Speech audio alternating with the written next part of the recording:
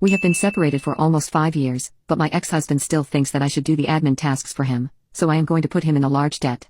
I was married to a very manly man for 17 years.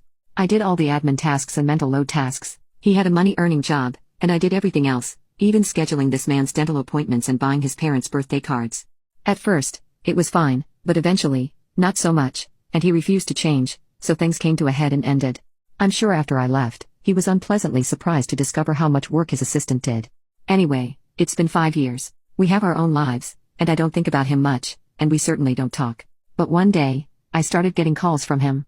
He explained to me that he never removed me from his home and auto insurance and said, "They won't remove you unless you call." He is pissy and keeps calling me, saying I have to do this right away, and he is very rude. It's been 5 years, and now it's an emergency? Okay. He called me every day for a week and said I'd created a problem for him. I called the company, and the woman on the phone said, "No, we totally would have removed you." He never asked.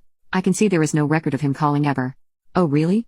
She then says, moving him from married to a single man will raise his rate considerably. Is he sure this is important to him? I laughed. Oh yes, very important. I haven't lived there for 5 years, so his current policy should be backdated. She laughs and says yes, he will now get a large bill. It's not my problem anymore. I'm assuming the agent meant the current contract/policy, which was just this year. I honestly didn't ask because I didn't care, which wasn't why I called them. And yes, he is under 40, so I think maybe that affects it, but again, I didn't ask. I don't spend a lot of brainpower on this guy anymore.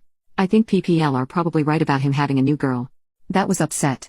Update, it never occurred to me that he'd be suddenly concerned that my name was on the Progressive car/home insurance bill because